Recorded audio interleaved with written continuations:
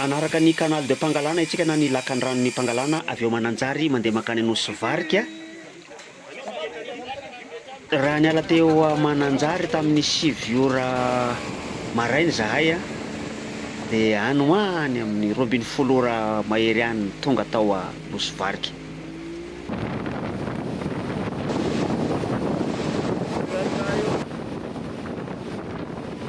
Zany hoe mbola tsy fahita firy tato anatin'ny enimpolo taona zany hoe zaho nandeha tamin'ny vedette rapide na ny lakakely aingam-pandeha zany.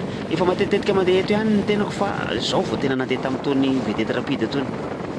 Namakivaky an'ity lakandranon'i Pangalana ity eo amin'ny raha tsy diso eo amin'ny 100 kilometatra eo ity lakandranon'i Pangalana ity zay raha ny tantarany moa dia fampitohitohizatra zay no maha-lakandrano azy. Vondrona rano, angon-drano, farihy, matsabory, renirano no natambatambatra ny vakivakiana natohitohy dia nanome an'ity canal de Pangalana na lakandranon'i Pangalana ity.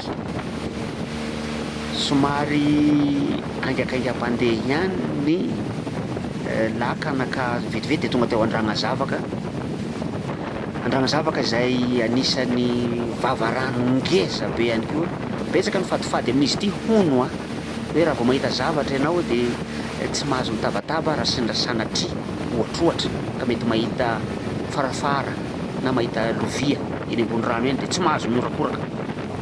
Fa zaho aloha mbola tsy nahita an'izany hatramin'izay fotoana nandalovako teo.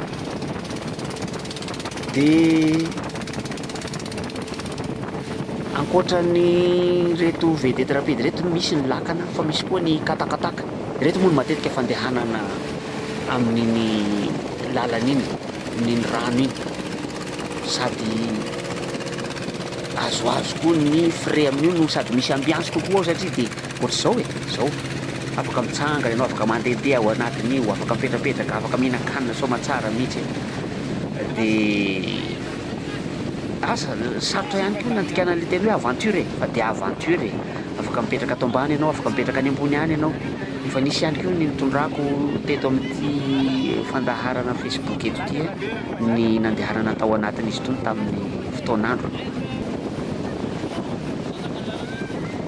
Rehefa ela moa ny ela dia tonga eto Ambohisara, tsy maintsy mandalo eto amin'ity tanàna ity, mijanona kely eto ny lakana zay mandalo eto na lakana aingam-pandeha io na le miadam-pandeha na dia tsy haka olona fa amin'ny ankapobeny mantsy maka olona eto na mametraka olona eto.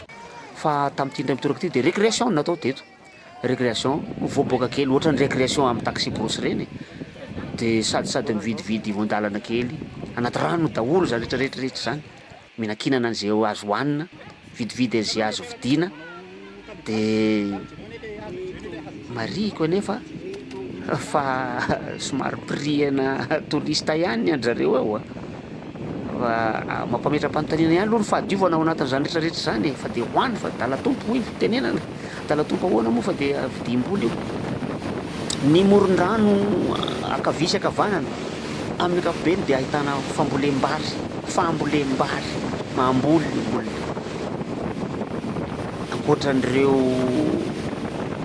hazo fihinam-boa isan-karazany ireo nahitana an'izay fambolem-bary zay, tsy dia nahitako katsaka loatra fa dia vary ny ankabeazany, tsy dia nahitana mangahazo loatra fa ny mihoatra ary ambadika ery misy mangahazo misy katsaka ivelan'ity moron-drano ity.